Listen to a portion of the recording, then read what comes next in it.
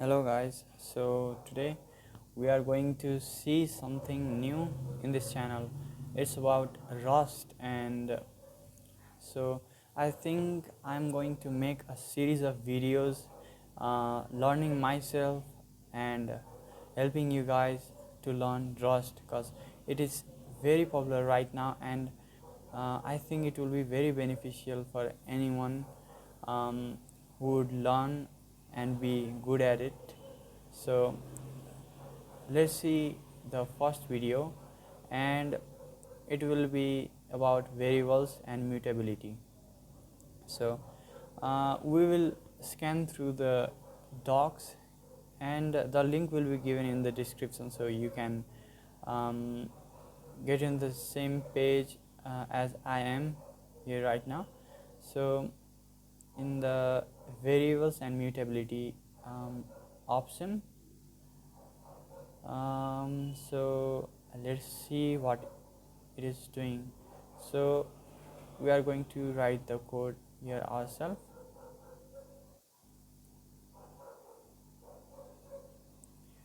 and do not get intimidated by the terminal screen. It is just Vim. It will be just similar to your VS Code, and if you are very beginner to Rust, I will show you how you can create a project. So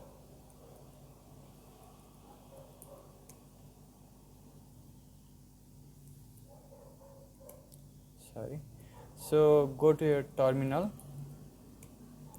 and you need to write cargo new and name of your project.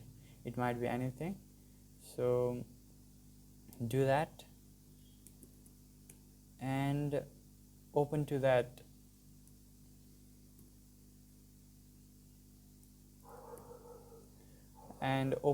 folder, and go to the source directory where you will find main.js, something like that. Open the source, go to main.rs. So here, as given the code in the left, let's minimize it, and so let's do this. Sorry.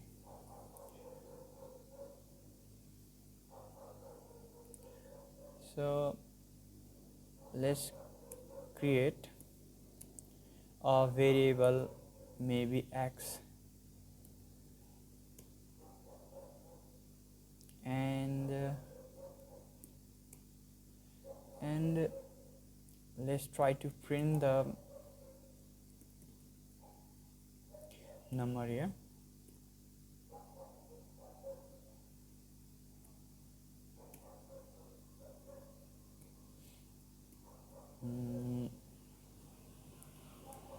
The number is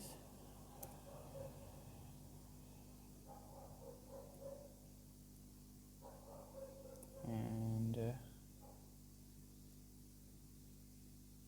well, I'm confused myself.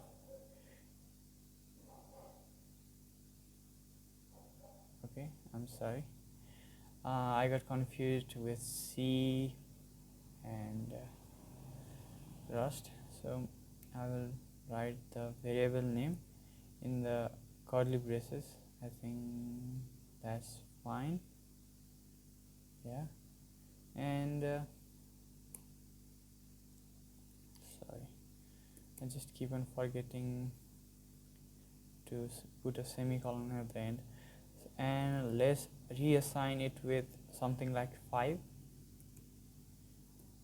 Let's again write print ln, and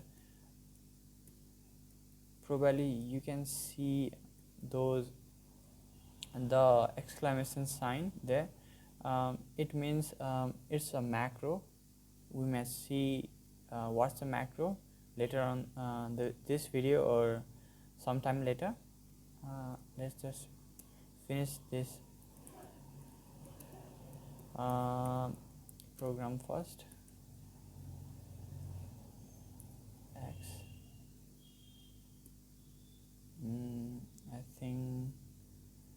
that's about fine. Let's go to our terminal. Let's run our project with cargo run.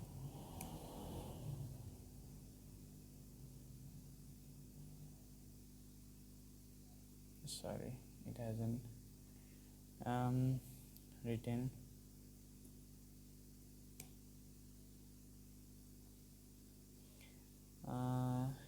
Think it will run now. Cargo run. So it shows an error. So let's read the error. Cannot assign twice to immutable variable x. So what does that mean? So there are three types of variable. There are let mute, sorry,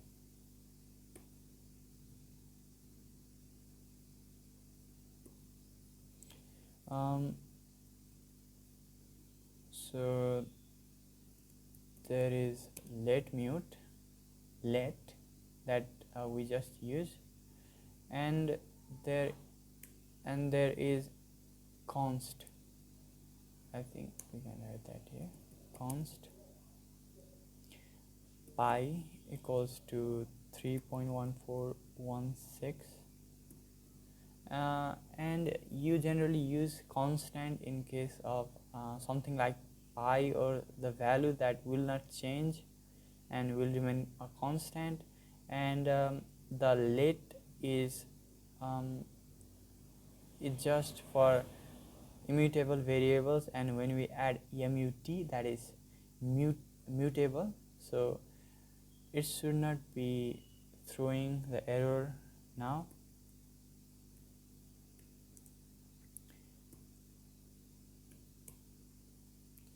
So let's go to our terminal again. Let's run cargo run.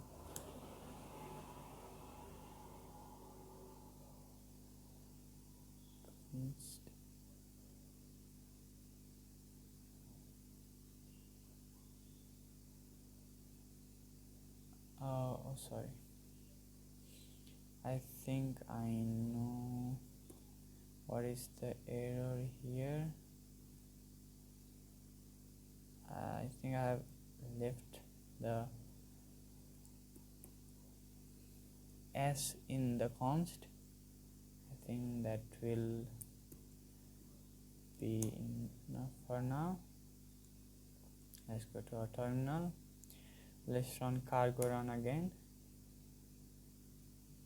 What is this? Const item.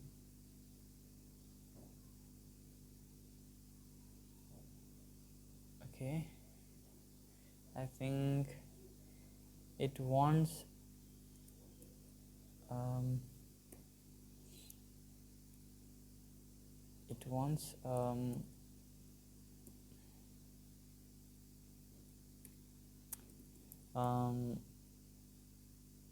maybe data type float 32. I think that will work.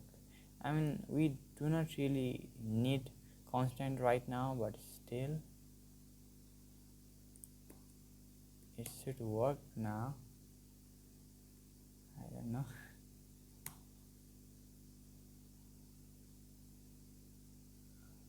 Okay, let's just comment it right now, and maybe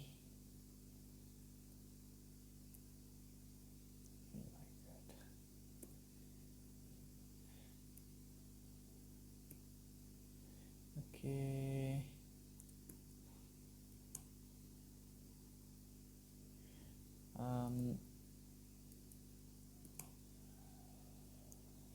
Cargo run. Okay, now we are just checking the mutability, and it is working just fine. And why did the constant did not work that well? So let's see for ourselves. I think I have jumped a little bit. Maybe we can go to the data types and see how that would work.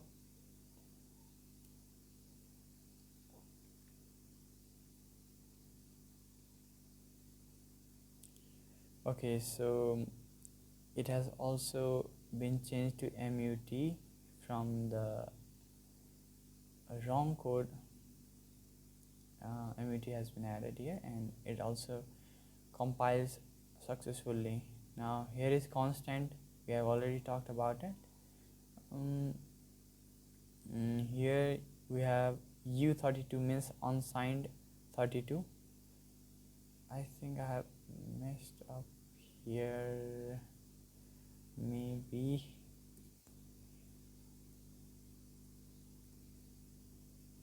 I don't know. Maybe F32 is the way to go. Let's check anyways. Cargo run.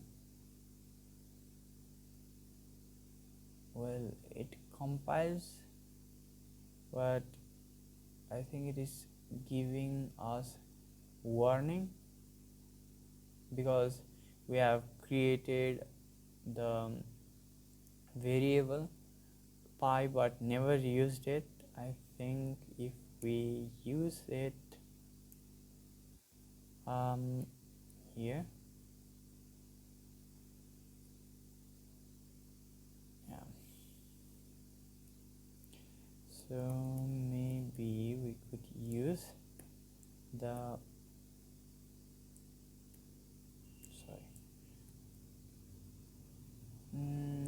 let's see, this is a constant pi, so let's try to print it, and the variable name is pi. Here something like that. Let's write it. You do not need to do that, so just write your code and just go to your built-in terminal in your VS Code. I think you are using that. It is just fine to use anything, but I'm just using Vim for learning purposes too, because I'm not really good at it. I'm learning both Rust and Vim at the same time. It might not be the best way to go, but here I am. So let's run cargo run. I think it should compile without any warning. So yeah, it didn't give us any warning. I think that would cover the part for variables and mutability. Is there anything here? So it's just shadowing. So what is it saying? Let's go somewhere. Okay, let's just see the code. The value of x in the inner scope is x. Okay, so let's write the code and learn for ourselves what that means. Okay,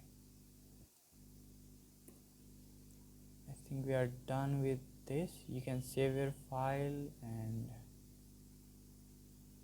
be done with that. I think this will be just fine. We are keeping the variable x. So let's create a block.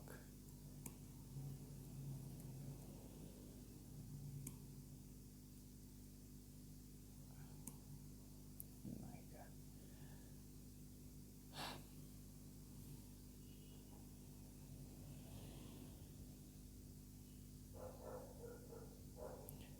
Okay, let's try it here.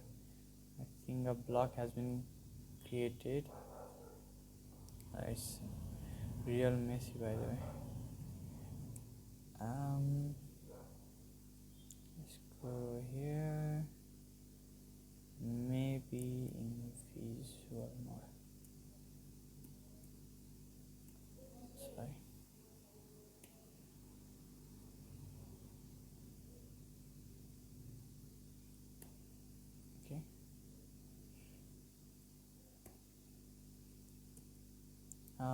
let's write something like x equals to x into 2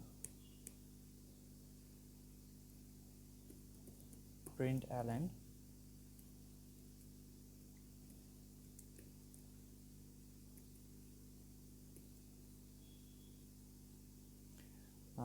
the inner block value is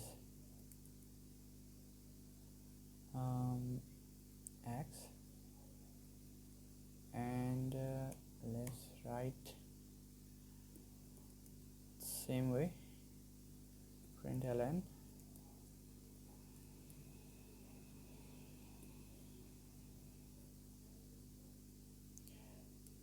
the outer value, outer block value is okay x. I think I have left the semicolon up there. I'm used to using Python and JavaScript so much that I just forget about writing the semicolon. So after saving the file, let's run cargo. I think okay, cargo run. So will this program run, and can you guess the output? So I'm just guessing by myself. I think the inner value will be something like 8 and the outer value will still remain 4. So let's see about that. Well, look at that, I was wrong. So okay, so I left a lit keyword here. So let's read this for ourselves. I guess you can declare a new variable with the same name as the previous variable. Say that first variable is shadowed by second variable, which means the second variable is what the compiler will see when you use the name of the variable. In effect, the second variable overshadows the first, taking any uses of the variable name itself until either it itself is shadowed or the scope ends. We can shadow a variable using the variable's name and repeating the use of the lit keyword. So creating a block, we can use the same variable name with lit. That means we can use the same name multiple times. So the code was different in adding lit here. So after we do that, you have already seen the output. Now the output will be the way I told before. Okay, what's up with that now? Okay, I think the code also does not have mut in there. Okay, right, run. So we can get the value from the outside, that is x, and we can create a new block and create a new variable that will be a multiplication of the variable named the same. So that would be the shadowing effect, I guess. So it was also working fine before when I had the MUT option, but that was unnecessary. So this is just fine. Okay, what do we have here?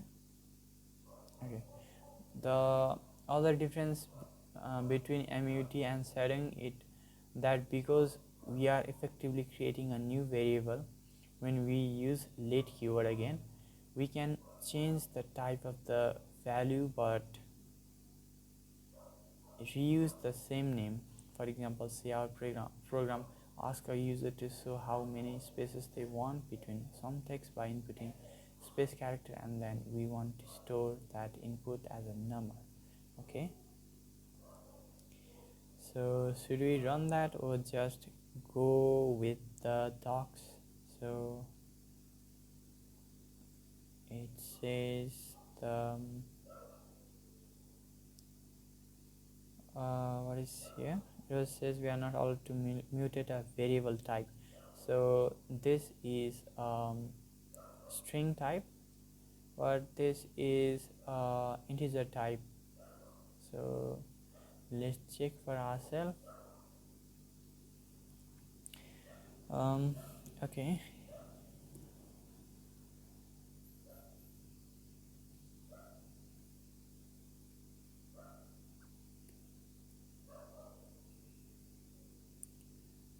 let's see. Okay, what is that?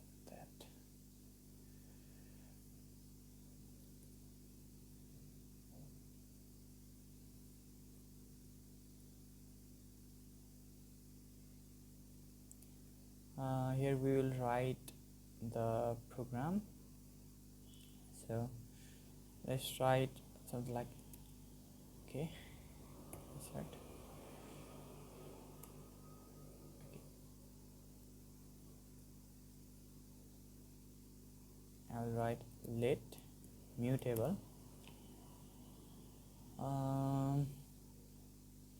something like that.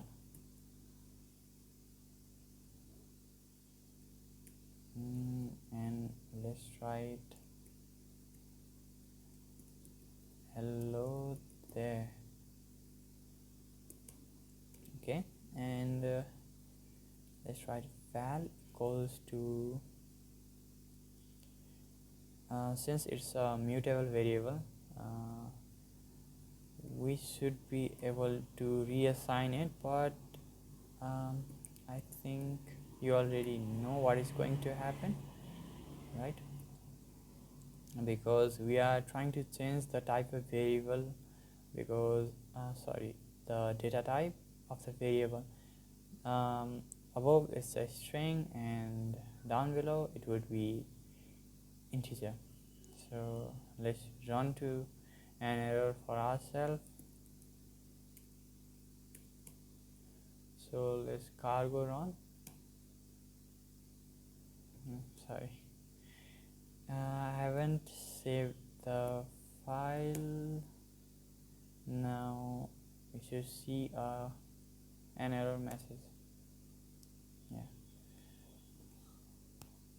so it says we needed string, but we found unsigned integer. Okay, so it's kind of a thing, but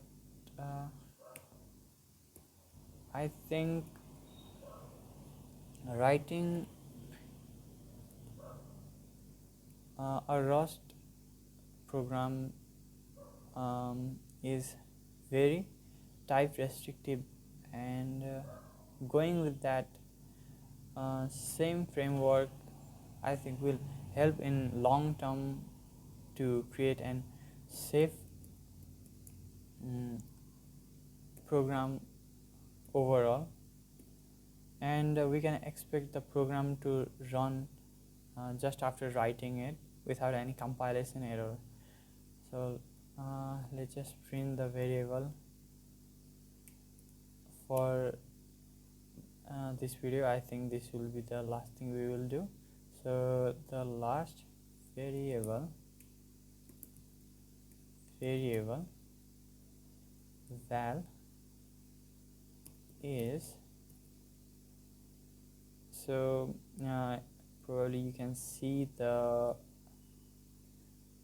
$str thingy above, and we will see about that. Okay, we do not mutate anyways, so it's just fine anyways.